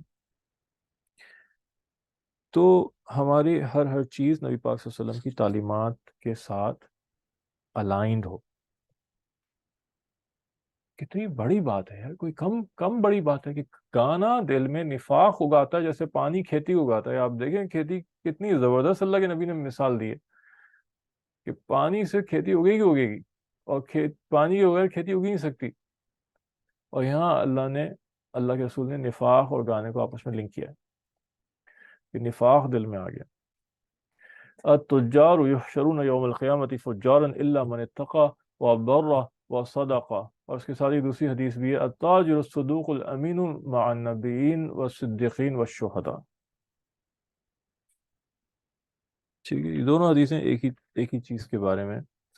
اور یہاں پہ دو صفات، تین صفات کا ذکر کیا گیا ہے، اور کہا گیا کہ تاجر جو ہیں، بزنس مین جو ہیں، اب اس میں وہ بھی آ گئے، دکاندار آ گئے اس کے اندر، ہول سیلرز آ گئے اس کے اندر، کوئی بھی بزنس چلانے والے آ گئے، چاہے وہ پروڈکٹس کا بزنس کر رہے ہوں چاہے سروسز کا کر رہے ہوں.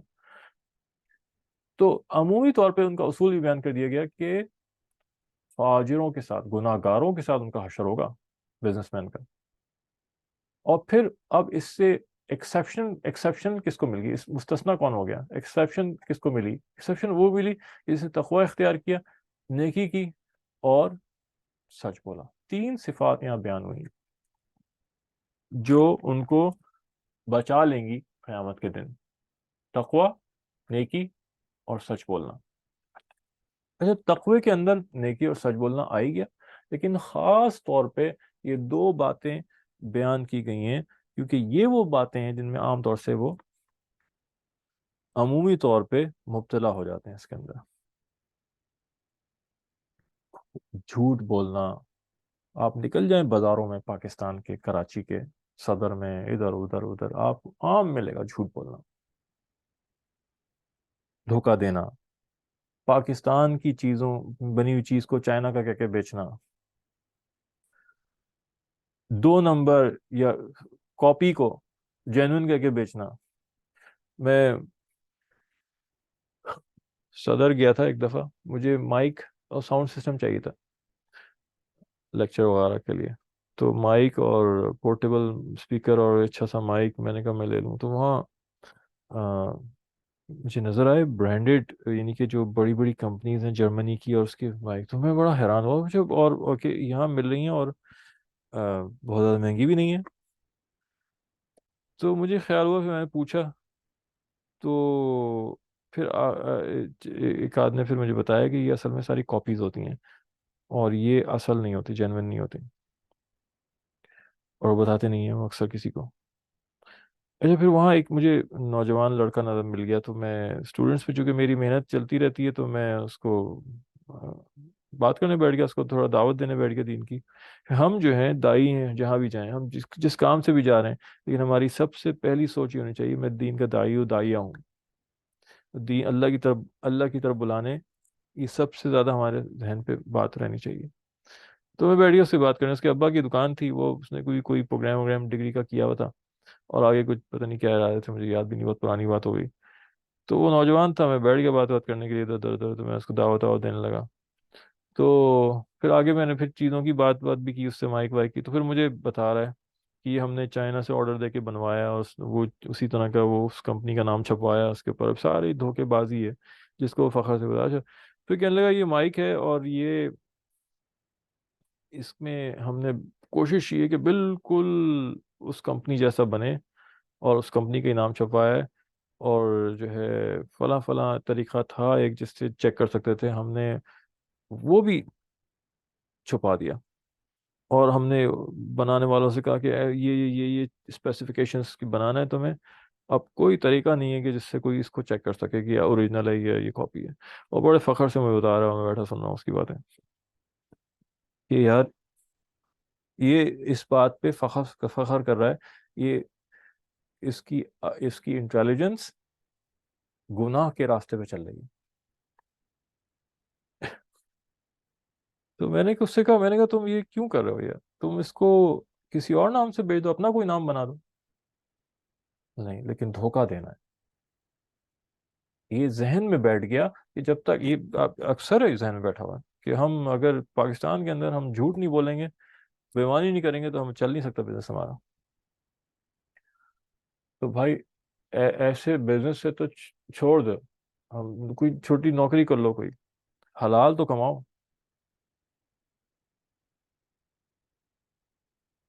اور خوش ہوتے ہیں کہ اس پہ ہم بہت اچھے بزنس مین ہیں.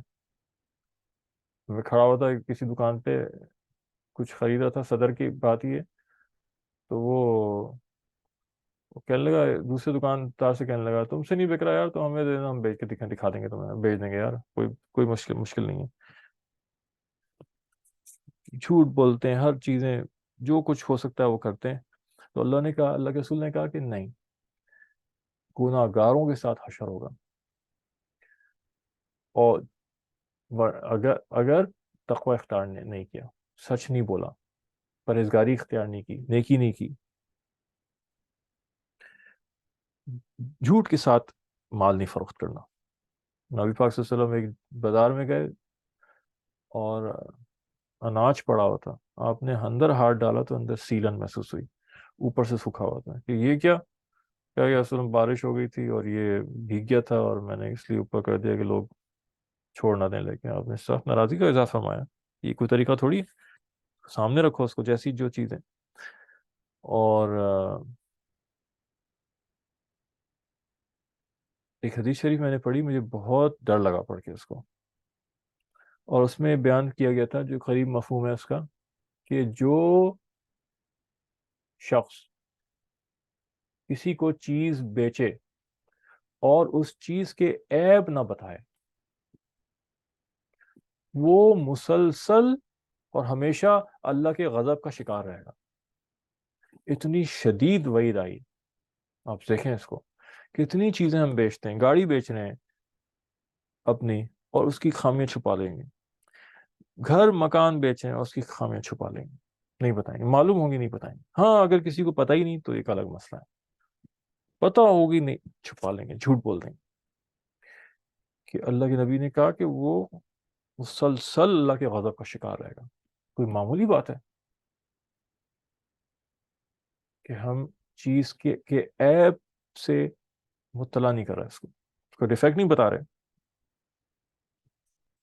کہ ہمیں نقصان ہو جائے گا. ہمیں احساس نہیں ہے کہ نقصان کسے کہتے ہیں اور فائدہ کسے کہتے ہیں.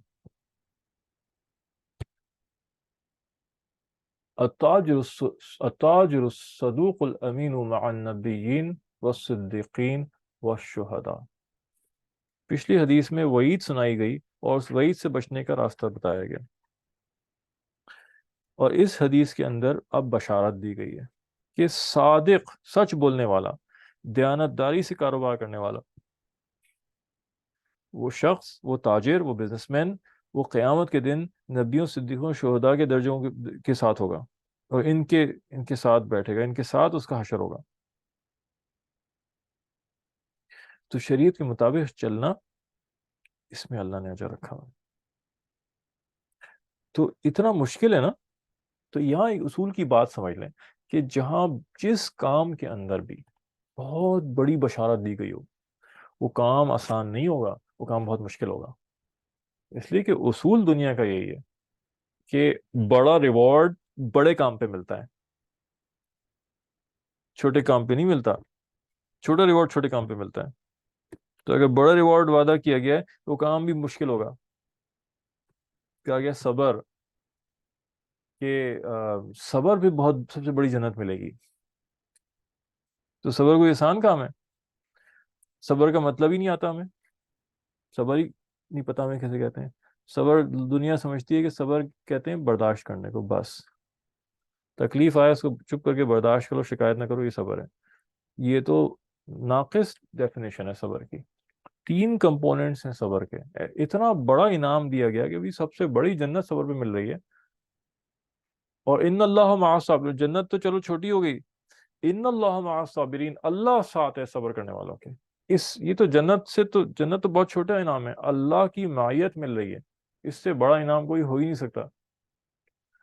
اور صبر مل رہا ہے، تو اگر اتنا احسان ہو، دکھ تو ہر ایک جھیل لیتا ہے. ایک چور ہے، وہ پکڑ لیا گیا اور پھر اس کے تھانے میں لے آ کے اس کی پٹائی ہو رہی ہے، اور وہ یہ سوچ کے برداشت کر رہا ہے کہ یار میں چپ کر جاتا ہوں، میں برداشت کر لیتا ہوں، اللہ میرے ساتھ ہو جائے گا، کیونکہ اللہ نے کہا ان اللہ مع الصابرین. تو مجھے بتاؤ کہ اس چور کو خاموشی سے برداشت کرتے ہوئے پٹنے میں اس کو کوئی اجر ملے گا؟ وہ تو گناہ گار ہے، اس کو کیسے اجر ملے گا؟ تو کیسے عجیب عجیب باتیں پھیلی ہوئی ہیں لوگوں کے اندر، اور ہم بالکل نہیں پوچھتے کہ نہیں، یہ صبر نہیں ہے، یہ تو نامکمل صبر ہے. صبر کے 3 شرائط ہیں. مکمل صبر کسے کہتے ہیں؟ جس پہ اللہ کی مائیت کا وعدہ ہے. وہ یہ، نمبر 1، جو جن کاموں کو کرنے کا اللہ نے حکم دیا ہے ہم ان کو کریں، اور ان کو کرنے میں جو مشکلات پیش آئیں ان کو برداشت کریں. اللہ کا حکم پورا کرنا، اوامر، کرنے والے احکام کو اوامر کہتے ہیں. یہ کرو، روزہ رکھو، یہ امر ہو گیا. نماز پڑھو، یہ امر ہو گیا. سچ بولو، یہ امر ہو گیا. دیانتداری کرو، یہ اللہ ہو گیا. حقوق ادا کرو، یہ اوامر ہیں سارے. کرو، جس میں کرنے کے حکم آ رہا ہوں. ان کو کرنے میں مشکلات پیش آئیں گی. پردہ کرو، اب پردہ کر رہی ہے، اب مشکلات پیش آ رہی ہیں. گھر والے کہہ رہے ہیں یہ تمہیں کیا ہو گیا، تمہاری شادی نہیں ہوگی. رشتہ دار پریشان کر رہے ہیں آ کے، رشتہ داروں سے کٹ رہے ہیں کہ جی ساری محفلیں مکس گیدرنگ کی ہوتی ہیں، اس میں نہیں جا رہی. تو مشکلات آ رہی ہیں نا. اللہ کا حکم پورا کرنے میں، اللہ کے کہے ہوئے کام کو کرنے میں مشکلات پیش آ رہی ہیں، وہ صبر کر رہی ہے. باتیں سننی پڑ رہی ہیں، صبر کر رہی ہے. شوہر ساتھ نہیں دے رہا، شوہر پیچھے پڑ گیا، گناہ کروا رہا ہے، وہ نہیں کر رہی.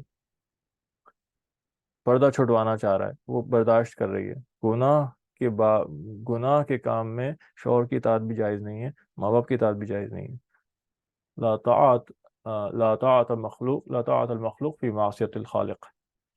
اللہ کی نافرمانی میں کسی کا حکم ماننے کی اجازت نہیں. تو تکلیف آ رہی ہے، برداشت کر رہی ہے. داڑھی رکھ لی لڑکے نے، لباس ٹخنوں سے اوپر کر لیا، اب گھر والوں سے بھی باتیں سننی پڑ رہی ہیں. بیوی بھی ناراض ہو گئی اگر شادی شدہ ہے، اور نہیں ہے تو رشتے نہیں مل رہا ہے. ایسا ہوتا نہیں ہے ویسے، لیکن لوگوں کے دلوں میں ڈر بیٹھا ہوتا ہے. میں داڑھی رکھ لی، تم داڑھی رکھ لو گے مولوی بن جاؤ گے تو رشتے نہیں ملیں گے. ارے مولویوں کو تو تین تین ملے ہوئی ہوتی ہیں، چار چار ملی ہوئی ہوتی ہیں. اب دکھاؤ کسی کو جو غیر مولوی ہو، جو ایک سے زیادہ سنبھال لے. تو اس میں بالکل نہیں ڈرنا چاہیے. یہ شیطان کے خیالات ہیں سارے. تو صبر ایک ہے. دوسرا، دوسری شرط صبر کی کہ جن کاموں سے اللہ نے روکا ہے، منع کیا ہے، ان کو نہ کرنا، اور ان کو نہ کرنے کے اندر مشکلات جو پیش آئیں ان کو برداشت کرنا. کہ اللہ نے کہا جھوٹ نہیں بولنا. اب تجارت میں نقصان ہو رہا ہے، اگر میں جھوٹ بول دوں تو مجھے ظاہری طور پہ فائدہ ہو جائے گا بہت سارے پیسوں کا، اور میں جھوٹ نہ بولوں تو مجھے نقصان ہو رہا ہے اچھا خاصا ظاہری طور پہ. یہ ظاہری نقصان ہے، تو اس کو برداشت کرنا اور نہیں بولنا، رک جانا. اللہ نے منع کیا ہے، اس منع کرنے، اس کو کہتے ہیں نواہی. نہیں، اس کا سنگولر ہے نہیں، اور پلورل ہے نواہی. امر کرنے کے کاموں کو کہتے ہیں. امر ایک واحد ہے سنگولر، اور اوامر اس کی جمع ہے. اور نواہی نہ کرنے والے کاموں کو کرنا ہے. کہ نہیں دیکھنا غیر محرم کو، بد نظری نہیں کرنا، یہ نواحی میں سے ہے. وہ جھکا لیتا ہے نظر، اور دل میں تڑپ پیدا ہوتی ہے کہ خواہش پیدا ہوتی ہے دیکھوں یہ عورت بہت خوبصورت لگ رہی ہے، نہیں اٹھاتا. کتنی مصیبت ہوتی ہے. یہ تو وہ آدمی بتائے گا، وہ نوجوان بتائے گا، یہ مرد بتائے گا جس کے اوپر گزرتی ہے. وہ برداشت کر لیتا ہے اور صبر کرتا ہے، لیکن اللہ کے حکم نہیں توڑتا. یہ صبر ہے. یہ دو گئے. اور پھر تیسرا، عام حالات جو مشکلات اور مصائب پیش آ ہی رہے ہیں جن کا تعلق اللہ کے اوامر اور نواہی سے نہیں ہے. آ رہے ہیں، نقصان ہو گیا کسی کو، کچھ ہو گیا کسی کو، کوئی انتقال کر گیا، ان سب نقصانات میں، پریشانیوں میں بھی برداشت کرنا. یہ تین چیزیں ملتی ہیں تو صبر ہوتا ہے. تو بشارت دی گئی کہ تاجر، وہ تاجر جو دیانتداری سے کرے گا، امانت داری سے کرے گا تجارت، وہ نبیوں کے ساتھ، صدیقین کے ساتھ اور شہداء کے ساتھ قیامت میں اس کا حشر ہوگا. تجارت کے اندر اللہ نے برکت بہت دی ہے، اور نبی پاک صلی اللہ علیہ وسلم نے اس کی ترغیب بھی دی ہے. اور ایک روایت میں یہاں تک فرمایا گیا کہ تجارت کا پیشہ اختیار کرو کہ اللہ تعالیٰ نے 10 حصوں میں سے 9 حصے برکت کے تجارت میں رکھے. ٹھیک ہے. تو بزنس جو ہے وہ مسلمانوں کو کرنا چاہیے، اور اس کی ترغیب بھی دی گئی. حضرت عمر رضی اللہ تعالیٰ عنہ جب اب کے دور خلافت میں آپ نکلے اور بازار میں دیکھا، آپ کو ایک بڑی تعداد غیر مسلموں کی نظر آئی جو تجارت کر رہے تھے، بزنس. تو آپ بہت فکر مند ہو گئے، اور آپ نے کہا کہ مسلمانوں تم تجارت میں آیا کرو، ورنہ ایک وقت آئے گا تمہارے ہاتھ سے ساری چیزیں نکل جائیں گی. اور آج ہر چیز نکلی ہوئی ہے ہمارے ہاتھ سے. بڑی یہودی جو ہیں یہ بہت تھوڑے سے ہیں، لیکن ساری کی جو اہم چیزیں ہیں ان کے اوپر ان کا قبضہ ہے، اور جب روکنا چاہیں گے تو روک دیں گے ساری چیزیں. ہمارے ملک کے اندر ملٹی نیشنل کمپنیاں، باہر کی کمپنیاں آ کے یہاں بیٹھ گئی ہیں، اور انہوں نے چیزیں سنبھال لی ہیں. اب اگر کوئی مسئلہ ہوتا ہے اور وہ اپنے حقوق، اپنی بات منوانے کے لیے اگر وہ چیزوں کو روک لیں پروڈکشن کی، تو سارا ملک مفلوج ہو جائے گا. مسلمان آگے نہیں بڑھتے بزنس میں. مسلمانوں کو بزنس میں کرنا چاہیے، ان کو ٹیکنالوجیز لینی چاہیے، یہ ٹیکنالوجیز ٹرانسفر ہونی چاہیے اور شرائط کے ساتھ ہونی چاہیے. لیکن کوئی جو بیٹھے ہوئے اوپر لوگ، ان کو بٹھائے اسی لیے گیا ہے، یہ ان کو، یہ ایجنٹس ہیں یہ سارے یہود و نصارہ کے، اسی لیے بٹھا دیا گیا کہ تم سارا نظام غیروں کے حوالے کر دو، اور پورا ملک ان کے ہاتھ میں چلا جائے گا. ان کی ساری سپلائی چینز، ہر چیز کی، ضروریات کی اشیاء کی سپلائی چینز سب غیروں کے ہاتھوں میں، اور ان کو توڑنا بہت مشکل ہو ہوتا ہے. چھوٹا بزنس مین اٹھ نہیں پاتا، نہیں اٹھ پاتا. وہ کرنا چاہے ان کے پاس اتنے اسباب اور وسائل ہیں، پالیسیز ساری ان کے مطابق ہیں، وہ اس کو اٹھنے نہیں دیتے ان کے مقابلے میں. بہت مشکل ہوتا ہے، کوئی بہت کسی کے پاس وسائل ہو، پیسہ ہو، تو وہ اٹھ پاتا ہے، ورنہ عام طور پہ نہیں اٹھ پاتا. تو یہ ذمہ داری ارباب حکومت کی ذمہ داری تھی کہ وہ اپنے دین سے، اپنے ملک سے مخلص ہوتے تو وہ پالیسیز ایسی بناتے کہ آ، اس ملک کے business man Pakistani owned business اور مسلم اونڈ بزنس کو ترجیح ہوتی ہے اور پرائیورٹی ہوتی ہے، اور شرائط ہوتی ہیں کہ یہاں کوئی بزنس کر نہیں سکتا جب تک اس کے ساتھ یہاں کا کوئی آدمی نہ لگاؤ. لیکن کس کس چیز کو روئیں، کس کس چیز کو روئیں، اور سمجھنے والے بہت کم ہیں جو ان چیزوں کو سمجھتے ہیں. پھر فرمایا الکبائر الاشراک باللہ وعقوق الوالدین وقتل النفس والیمین الغموس. بڑے کبیرہ گناہ کچھ گنوائے گئے، اور ان میں سے یہ کہ اللہ کے ساتھ کسی کو شریک کرنا. شرک ایسا گناہ ہے جو بالکل معاف نہیں ہے. سورہ لقمان میں جو غالباً آتا ہے، لقمان علیہ السلام کی نصیحتوں میں سے بیٹے کو نصیحت ہے لا تشرک باللہ یا بنیا لا تشرک باللہ، بیٹا شرک نہ کرنا اللہ کے ساتھ، ان شرک لظلم عظیم، شرک بہت سب سے بڑا ظلم ہے، بہت بڑا ظلم ہے. تو بیٹوں کو یہ نصیحت اب ہم کرتے کہاں ہیں؟ اب تو یہ نصیحت کرتے ہیں بیٹا پڑھو، بیٹا بی بی اے کرنا ہے، ایم بی اے کرنا ہے، انجینئر بننا ہے، ڈاکٹر بننا ہے. اب دین کے عقائد کو ٹھیک کرنے کی نصیحت کہاں ہوتی ہے ہماری؟ اس کی فکر ہی نہیں ہوتی ہمیں، اس کو تو اہمیت ہی نہیں دی ہم نے. تو سب سے پہلی چیز اللہ کے ساتھ شرک. اللہ نے فرمایا، ایک جگہ فرمایا ہے نبی صلی اللہ علیہ وسلم نے، جس کا مفہوم ہے مجھے یاد نہیں کہ حدیث شریف ہے قرآن میں سے، لیکن یہ فرمایا گیا کہ اللہ تعالیٰ ہر چیز معاف، اللہ نے فرمایا میں ہر چیز معاف کر سکتا ہوں لیکن شرک کو معاف نہیں کروں گا. اور اس کا جو گناہ ہے وہ ہم سمجھتے نہیں، اور ہمیں احساس نہیں ہوتا کہ جو مشرق قوم میں ہیں، جو عیسائی ہیں، جو شرک کر رہے ہیں اللہ کے ساتھ، یہ کتنا بڑا انہوں نے اللہ کا بیٹا بنایا ہوا ہے، یا اللہ کے ساتھ کسی کو، عیسیٰ علیہ السلام کو خدا بنا دیا کسی نے. یہ کتنا بڑا گناہ ہے. اللہ تعالیٰ قرآن میں فرماتے ہیں، سورہ مریم میں آتا ہے کہ وقال اتخذ الرحمن ولدا، یہ کہتے ہیں نصارہ کے بارے میں کہ اللہ کا بیٹا ہو گیا. لقد جئتم شیئا ادا، تم بہت بڑی چیز لائے ہو.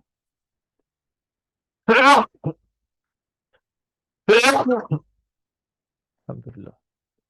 اللہ فرماتے ہیں بہت بڑی بات اٹھا کے لے آئے ہو تم، یہ چھوٹی بات نہیں ہے جو تم کر رہے ہو.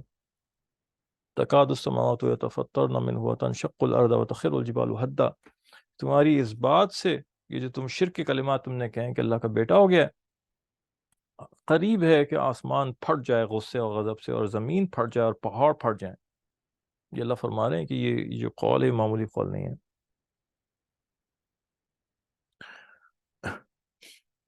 کہ جب وہ یہ بات کہتے ہیں کہ اللہ کا بیٹا ہو گیا، اور ہمیں اس کا احساس نہیں ہے، ہمیں اللہ سے تعلق نہیں ہے بالکل بھی.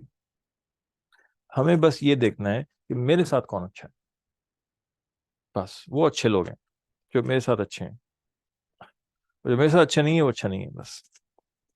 اللہ کو کون کیا مانتا ہے، اللہ کے ساتھ کون شرک کرتا ہے، یہ ہمیں اس کی کوئی پرواہ نہیں. اللہ کس سے غصہ ہو رہا ہے اور کس سے خوش ہو رہا ہے، یہ ہمیں اس کی پرواہ نہیں. اور پھر والدین کی نافرمانی، حقوق الوالدین.